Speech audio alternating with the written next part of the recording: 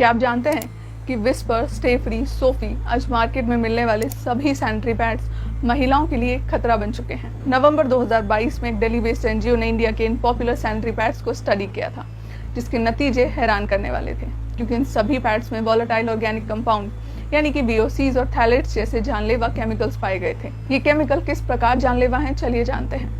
दरअसल south Korea की 3000 से ज्यादा औरतें अचानक से एक साथ रिप्रोडक्टिव हेल्थ इश्यूज को एक्सपीरियंस करने लगी थी, जिसके बाद स्वास्थ्य विभाग ने इसकी जांच करना शुरू किया।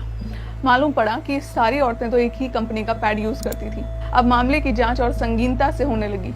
तब पता लगा कि बीमारियां तो वही VOC और थैलेट्स जैसे टॉक्सिक केमिकल्स की वजह से फैल रही थी, जो आज हर इंडियन सैनिटरी पैड में इस्तेमाल किए जा रहे हैं। साल 1999 में एक एक्सपेरिमेंट हुआ था, जिसमें कुछ फीमेल सब्जेक्ट्स को इक्वल क्वांटिटी में एस्ट्रोजन, जो कि एक हार्मोन होता है, उसके डोज को एडमिनिस्टर किया गया था। आधी औरतों को एस्ट्रोजन ओरली यानी कि मुंह से निकलने को बोला गया था और आधी औरतों को वजाइना के थ्रू एडमिनिस्टर किया गया था। आप यकीन नहीं करोगे, लेकिन जिन सब्जेक्ट्स को वजाइनल डोज दिया गया था ना, उनके ब्लड में एस्ट्रोजन लेवल 10 टाइम्स ज्यादा था एज कम्पेयर टू वो औरतें जिन्होंने इसे ओरली पिया था। कहने का मतलब है कि जो वजाइना की स्किन होती है बहुत ही ज्यादा सेंसिटिव होती है और बाकी की बॉडी की स्किन के कंपैरिजन में ये बहुत ज्यादा परमिएबल एंड एब्जॉर्बेंट होती है।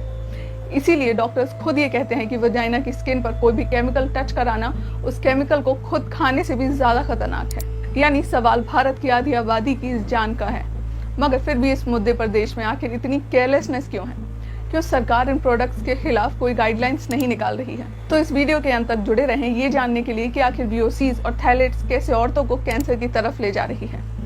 आसान शब्दों में समझा जाए तो भारत में सैनिटरी पैड्स के केमिकल कंटेंट के लिए कोई क्लियर रेगुलेशंस हैं ही नहीं। जबकि हैरानी की बात तो ये है कि आपको सैनिटरी पैड्स के पैकेट्स पर इंग्रेडिएंट्स का कॉलम भी नजर नहीं आता है, क्योंकि सैनिटरी पैड्स को मेडिकल प्रोडक्ट की कैटेगरी में रखा गया है और मेडिकल प्रोडक्ट्स पर इंग्रेडिएंट लिस्टिंग से छूट है। और यही तो इन कंपनियों का सबसे बड़ा स्कैम है। इस स्कैम को बढ़ावा दे रही है पीरियड्स के प्रति हमारी मानसिकता। शायद आपको इस बात पर यकीन ना हो, लेकिन क्या आप जानते हैं कि पुराने जमाने में महिलाएं पैड्स की जगह मिट्टी, राख, पत्तों का इस्तेमाल किया करती थी, जिसके कुछ समय बाद महिलाओं ने कपड़ों का इस्तेमाल करना शुरू कर दिया। जिसके बाद कुछ सैनिटरी बेल्ट्स भी मार्केट में आए थे, मगर इनकी बनावट देखकर ही आप समझ सकते हैं कि ये कितने अनकंफर्टेबल होंगे। जिसके बाद ये कंफर्ट के इश्यूज को फिक्स करने के लिए इन्वेंशन हुआ सैनिटरी पैड का, जो इंटरेस्टिंगली वर्ल्ड वॉर 2 के दौरान कुछ नर्सेस ने किया था, वो भी आदमियों के लिए।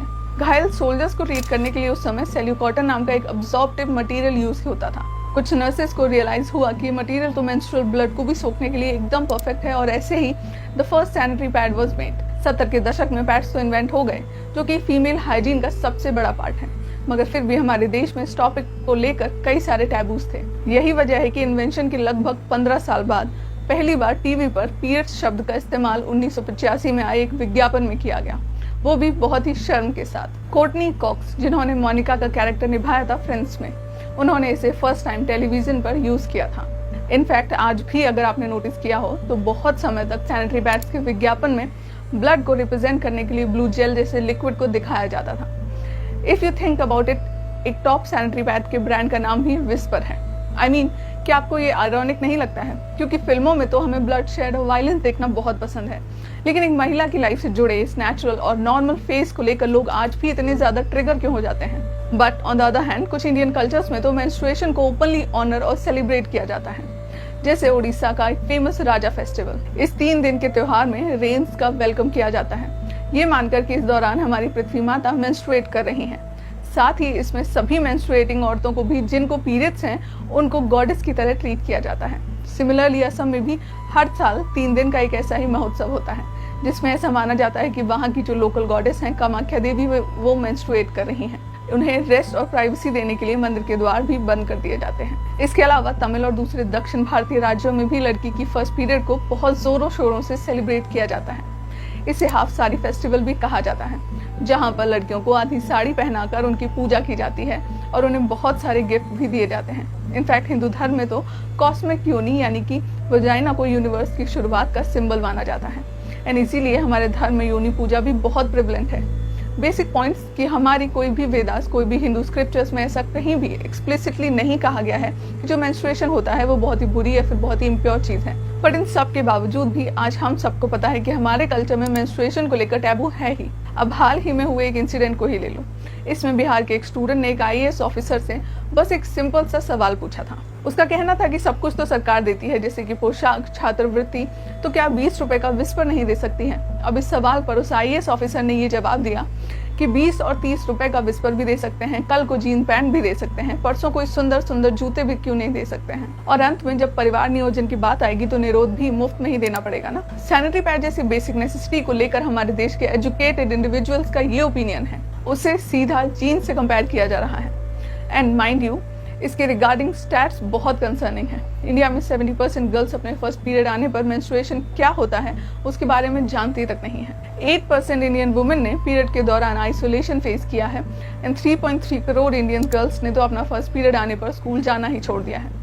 इनफैक्ट बहुत कम लोग जानते होंगे कि इंडिया के कई रूरल रीजन्स में तो औरतों को पीरियड्स आने पर घर से बाहर एक अलग पीरियड हट में भेजा जाता है रहने के लिए।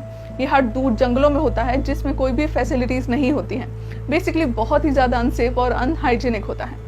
अब यही प्रथा नेपाल में भी प्रेवलेंट है और आए दिन इसकी वजह से कई सारी औरतों की डेथ भी हो जाती है। इनफैक्ट पाकिस्तान में तो आज वहां चल रहे इकोनॉमिक क्राइसिस की वजह से वहां की सरकार ने पैसे बचाने के लिए सैनिटरी पैड्स के मटेरियल को ही इंपोर्ट करना बंद कर दिया है। अब ये मत समझना कि ये स्टिग्मा सिर्फ एशियन कंट्रीज में ही है।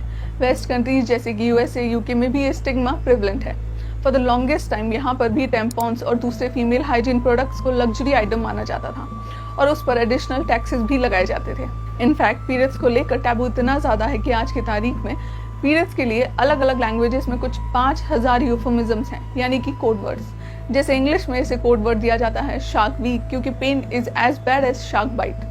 इंडिया के कई सारी रीजनल भाषाओं में भी पीरियड्स के लिए कुछ कोड वर्ड एग्जिस्ट करते हैं, जैसे कि हिंदी में कभी कभार इसे कहते हैं महीना